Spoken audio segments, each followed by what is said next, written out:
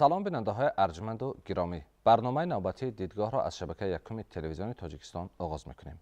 در برنامه امروز ما درباره موضوع صحبت میکنیم که میتوان گفت برای جامعه امروزه موضوع نو است، یعنی تروریسم پسیخولوژی یا خود روانی. با این مناسبت به استودیو دکتر محمودی کبیری را دعوت کرده ایم. روانشفا یا روانشناس هستند، ولی بغیر از این باز مطالعه و تحقیقات زیادی هم در مورد روانشناسی اجتماعی انجام میدهند و مقاله های زیادی هم به نشر میرسانند. خب خوش آمدید محمود کبیری. من از این موضوع آغاز میکنم. سبب دعوت شما به استودیو این است که شما همین چند روز پیش مقاله در مطبوعات نشر کردید و در آن یک بحث نوی را به میان گذاشتید با نام تروریسم پسیخولوژی. خب حالا از همینجا باید شروع کنیم که شما با این مقاله چی هدف داشتید، چی را به مردم رساندنی بودید و عموما تروریسم پسیخولوژی چیست و آیا واقعا چنین خطری در جامعه امروزه وجود دارد؟ البته وجود دارد، چون که با واسطه منطق ما میتوانیم که هر واقعه و حادثه هایی که چی در آدم و چی در شکل جمع او اجتماعیات می شود، جمعیت می شود، البته پیشگویی کرده می شوند و البته با نظرداشتی دلیل های علمی و در معنی سر مرکزی هست که می تواند که آن مرکز از حساب اطلاعات ناکی خود، سطح اطلاعات ناکی خود پیش بینی ها و پیشگویی ها کند در آن واقعه و روند هایی که در جمعیت می شود. بغیر از این باز دولت های، تاریخ دولت های از ما پیشتر هستند که ما اگر آنها را مشاهده کنیم آموزه می بینیم که در حقیقت آنها از این زینه های انکشاف و مشکلاتی که در هر یک زینه انکشاف اجتماعی هست روبرو می شوند و از آن جمله با تروریسم پسیخولوژی. خب حالا همین تروریسم پسیخولوژی چیست؟ این رو شرح میدادید برای بیننده ها. در عالم هستی که با پرینسیپ دوالیسم ارزی وجود دارد و خود پروردگار عالم ها هم گفته است که من همه موجودات رو جفت جفت آفریدم. این نشان داده آن است که این دو جفت یا این دوالیسمی که در فلسفه هست در تمام اشیاء و ماده ها اثر دارد و با یکدیگر رقابت سختی دارند که یکی از کاتگوری های فلسفه رو ما میتوانیم بگوییم که این پرینسیپ یگانگی و مبارزه قواهای به هم ضد است و این محرک هست و میتواند که همین حیات رو به سوی انکشاف، به سوی کمالات برد، هستی اجتماعی رو حتی به سوی کمالات برد و اجتماعیات مانندی که انسان هست سر می شود البته از ساختاری گوییم فیزیکی یا ساختاری کنستیتوشنی آن و ما اولی که دیدیم متاسفانه در وقتی تشکل یابی جمهوری ما سالهای 90 عصر 20 چنان شد که متاسفانه جمعیت ما با جنگ شهروندی روبرو شد و یکی از سببهای آن این بود که عالمان همان دوره سست ارادگی ظاهر کردند و نتوانستند که همون با منطق علمی خود، با پیشگویی های علمی خود آن عاقبت آن حادثه هایی که در جمعیت ما میشد آنها رو بگویند و این هم مدت چند سال دوام کرد و ما آمدیم حالا در زینه عقلی، در زینه اطلاعاتی قرار داریم، چون که مردم ما با واسطه اینترنت، با واسطه رسانه های خبری، با واسطه دسترس بودن اطلاعات لازمی بسیار اطلاعات ناک شده است. سطح اطلاعات ناکی مردم ما بلند شده است و یکی از آفت های این آن است که در این زینه جنجال های اطلاعاتی انفورماسیون نیوینا سر می شود، جنگ های اطلاعاتی دیده می شود. از همین حساب وقتی که جنگ های اطلاعاتی روانه شدند به عقل و این مبارزه عقیده ها که هست از این بالاتر که وقتی که در اینجا باز غلبه به دست آوردیم و دیده ایستادیم که در این حالت ما میتوانیم ضرورتی مثلا با وجود آوردن مرکزهای مثلا از اطلاعات خوب یا که آموزش مردم یا که مثلا کمیته حفظ اطلاعات و این در نتیجه فرانت اطلاعاتی کشودن و حفظ کردن مثلا عرف و عادت، عنعنه، فرهنگ ملی و قانونیت جمعیت خود، از این بالاتر سر میشد باز جنگ های روانی یا که مناقشه های پسیخولوژی. خب محمود کبیری، نگاه کنید، شما که همیشه با شعور و با روان مردم سر و کار دارید، هم آنها را تبابت میکنید، هم تحقیقاتی هم در این زمینه انجام میدهید. امروز سطح شعورناکی مردم ما را چگونه بها میدهید؟ یعنی ما تا کدام اندازه به همان جنگ های اطلاعاتی که از بیرون می شود یا برای همان مبارزه با تروریسم پسیخولوژی آماده هستیم؟ و اینکه شما میگوید باید حفظ کرد مردم را از این تروریسم پسیخولوژی، کدام قشر جامعه بیشتر به محافظت نیاز دارد که روی آن باید بیشتر توجه صورت بگیرد؟ بکنون وقتی که ما میدونیم که جنگ هایی که در تاریخ شدند آنها یک قانون و قاعده خود رو دارند. حتی جنگ های جسمی، جنگ هایی که مثلا اطلاعاتی به نظر داشت مثلا آداب و فرهنگ معاشرت، ولی که وقتی که رعایت نمی شود آن آداب و فرهنگ معاشرت که ما میبینیم که بعضی کسانی هستند که این قانون و قاعده مناسبت بین آدمان یا تمدن ها را رعایت نمی کنند، البته سر می شود جنگ تروریسم پسیخولوژی روانه شده است با روان انسان، با زیر شعور انسان، برای آن که میزراب شخص را، میزراب فرد را که در جمعیت دارد، یعنی نسرایی که نسبت به زندگی و حیات دارد، آن را ویران کنند، نیروی عصبی او را برای ویران کنی استفاده برند یا سمت دهند و به قرب میکنند ارزش های قانونی، ارزش های عرف و عادت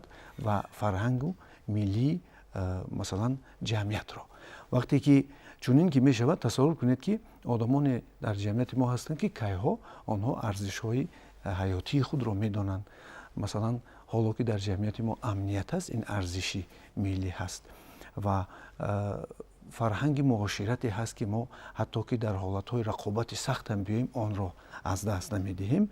ما میبینیم که در اینجا قشری از آدمانی که در جمعیت ما زندگی میکنند اینها البته کودکان، نورسان و جوانان هستند. چرا؟ چون که علم روانشناسی میداند که برای آن که مرکز تحلیل در معینه سر پیدا شود، انسان باید از 25 سالگی گذرد.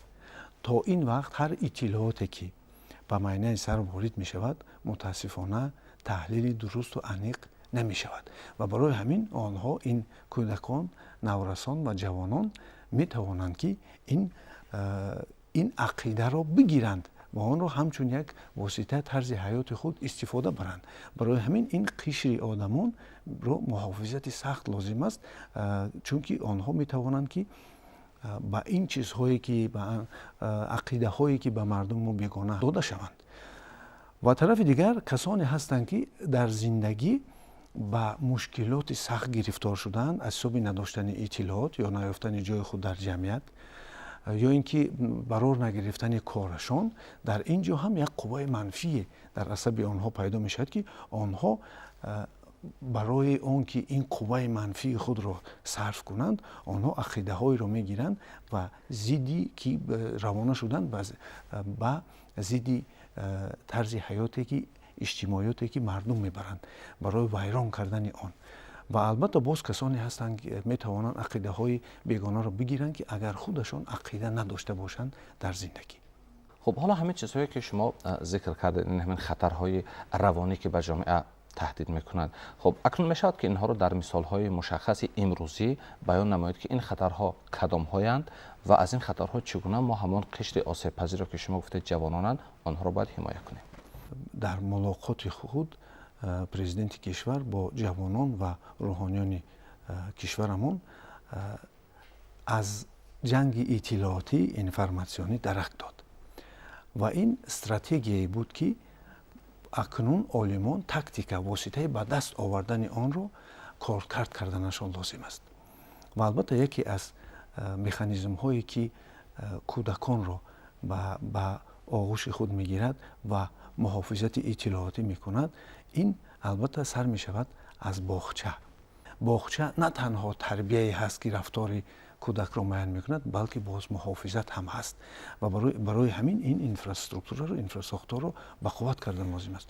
دوم البته مکتب است.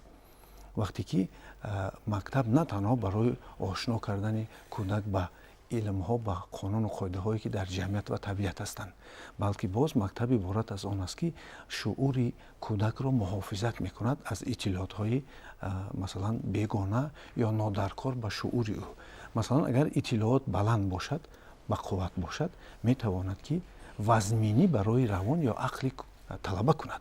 ببخشید دکتر حوزی، شما میگویید که ما باید روان کودک را، شعور او را از اطلاعات نادرست حفظ کنیم. آیا این را چگونه حفظ کنیم؟ او را منع کنیم از اینترنت، از تماشای تلویزیون، از خواندن روزنامه و شنیدن رادیو، یا راه دیگر را شما پیشنهاد میکنید؟ حفظ کردن شعور چگونه است؟ البته راه دیگرش هست. راه دیگرش البته اون اینستروکسیا، اون کارکردهای عالمانی هستند که در همون ساحه مسئولند. مثلا روانشناسان کودک. ما اگر کودک را از بازی‌های مثلا کامپیوتری گیریم، ما او رو محروم میکنیم از حلاوتی که در کودکی میکند. ولی فرهنگ بازی‌های مثلا کامپیوتری یا که آداب آن البته باید دانسته شود و در حالت اون که این آداب از طرف اون کارمندی که مثلا کافه اینترنت دارد و اون پدر و مادری که فرزند خود را میماند باید بداند که مثلا 2 ساعت هست، بعد 2 ساعت تاثیرات منفی به عصب کودک میرسد. دوم اینکه ما مثلا اگر که گوش نکردن یا که گوییم که منع کنیم آن را دیدن تماشا کردن تلویزیون، ما میبینیم که البته تماشا کردن تلویزیون و برنامه هایی که برای شعور کودک یا که طلبه یا که جوان وزمینی میکنند، باید این را البته نظارت خانواده یا که نظارت کسانی شود که نسبت به آنها مثلا مسئولند. دیگرش اون که ما باید هر مناسبتی که مثلا جوان یا کودک یا نورس نسبت به اون چیزهای چی تکنولوژی باشد، چی مثلا چیزهای فرهنگی باشد میکند، آن رو مخصوص به چارچوبه مثلا قانون و قاعده درآوریم و آن البته رعایت کرده شود و در نظارت قانون و قاعده از دایره اون بیرون نشوند، چون که در این حالت هم نظارت سخت هم میتواند که باز مثلا نارضایتی همون قشر رو ظاهر کند و آن باز وقتی که چیزی منع کردند و تماما آن رو نموندن، این یک واسطه میشود که گویا که آن را با واسطه راههای گوناگون پنهانی یا غیر لگالی استفاده میبرند و این سبب باز یعنی تاثیراتی به عکس العمل ضرر رساندنش ممکن است. البته وقتی به جامعه نگاه میکنیم، فکر میکنم نه تنها این قشر جوان بلکه قشر میانسال و دیگر قشرهای جامعه هم نیاز به همین گونه محافظت دارند. مثلا ببینید امروزها اینقدر دسترسی به منبع‌های اطلاعاتی زیاد شده است که مثلا یک شهروند ما خب میتواند که 1000 تا شبکه تلویزیونی را در اختیارش است تماشا کند یا وارد سایت های اینترنتی شود و چقدر معلومات و اطلاعاتی که آنجا است بگیرد. به عبارت دیگر او بمباران اطلاعاتی می شود، اینقدر اطلاعات به مغز او وارد می شود که او قدرت تحلیل و تجزیه آن را دیگر ندارد که این اطلاعات کدامش راست است، کدامش دروغ است، کدامش هدفمندانه است، کدامش را او باید بگیرد، به کدامش باید توجه نکند و اعتماد نکند. اینجا شما فکر میکنید همچون روانشناس چی باید کرد که مثلا یک شهروندی ما بداند که در دنیا و در اطراف ما و یا در کشور ما چی میگذرد و از آنها چگونه باید خلاصه برآورد؟ برای اینکه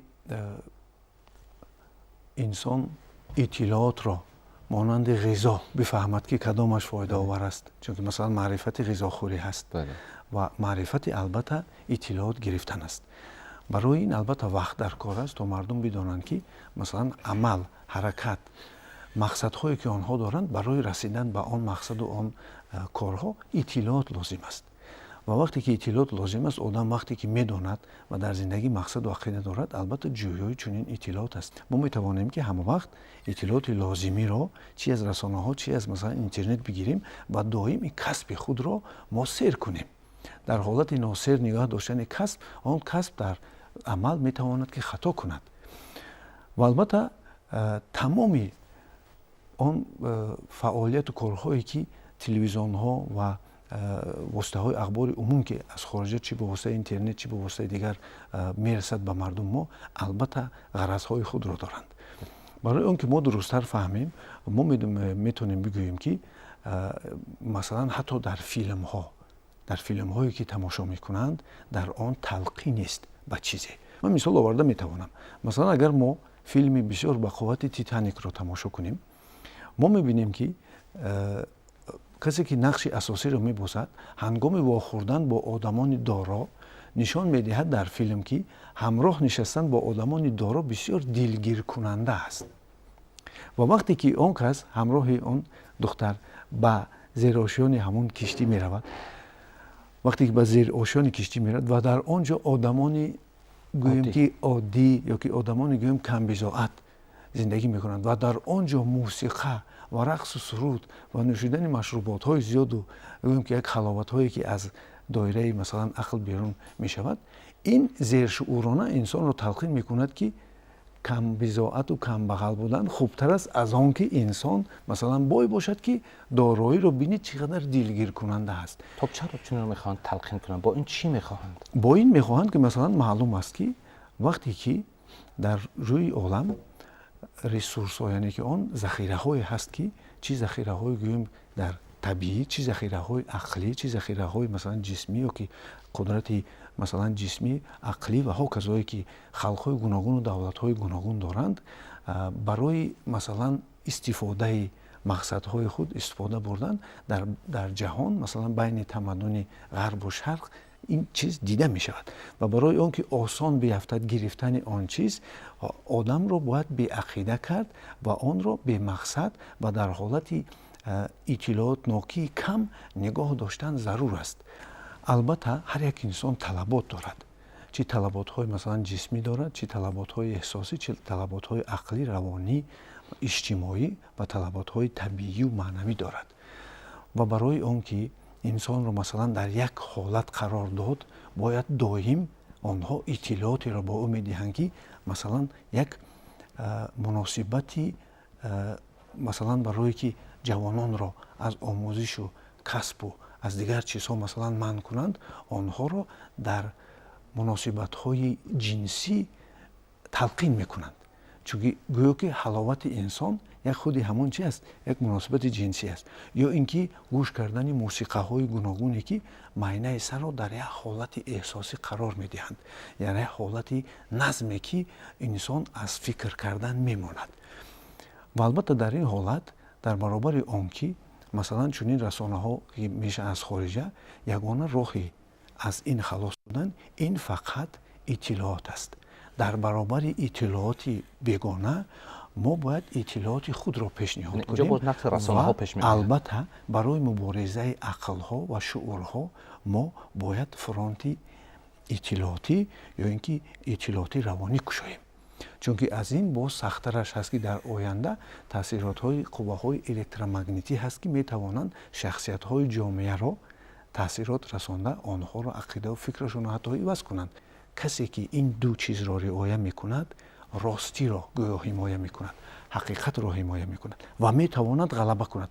ҳар ки иттилоотҳои дигаре медиҳад ки он сабаби масалан вайронӣ ва азоби ҷамъияте мешавад ки мо дар дунё дида истодаем, масалан мамлакати ливия ё ки мамлакати сурия ки ҳоло гирифтор шудааст, ё ки дигар мамлакатҳое ки дар онҳо, ё ки мисре ки гӯё ки инқилоби масалан баҳорӣ кардан, бинед ки ба чӣ оварда расонда истодааст. аз ин маълум мешавад ки барои он ки чунин тақдир мардуми моро нагирад, мо бояд фронти иттилоотӣ кушоем ва бо воситаи фаҳмондадиҳӣ, бо воситаи ташвиқот, бо воситаи тарғиботи урфу одат, анъанаҳои миллии худ ва фарҳанги динию мазҳабии худ мо метавонем ки албатта дар ин ҳолат мардуми худро муҳофизат кунем. чунки ақида одамро метавонад ки иммунитет, яъне масъулияти зидди иттилоотҳои берунӣ диҳад. албатта баъди он ки ҷангҳои масалан иттилоотӣ равонӣ мешаванд ва дар зинаи равонӣ терроризми равонӣ ҳаст ки барои вайрон кардани равони инсон ва қувваи ӯро истифода бурдан ба чизҳои вайронкунанда ҳаст, боз ҳаст ҷанги иҷтимоӣ ки дар ҷанги иҷтимоӣ кӯшише ҳаст ки идора кунанд шуури мардумро, шуури ҷамъиятро, ки ба забони рӯзӣ онро манипулятсия мегӯянд. албатта ин чунин воситаҳое ки онҳо мекунанд, ин як дезинформатсия, яъне ки иттилооти нодурусту дурӯғин додан дар бораи ҳодиса ва воқеаҳоест, ки мехоҳанд ақидаи тамошобинро дигар намуда, эҳсосоти манфӣ ва эҳсосоти гӯем як нороҳатро дар онҳо ба вуҷуд биёранд ва ин сабаби норизояти онҳо шавад ва қувваи нерӯҳои норизоии онҳоро дар бисёр чизҳои масалан воқеаҳо ҳодисаҳое ки дар ҷамъият мешаванд истифода баранд. вале мо дар ин вақт тавонистем ки бо воситаи масалан иттилоотҳои лозимӣ ё ки бо воситаи рақобати иттилоотӣ ин чизро дар шуури мардум суст кунем.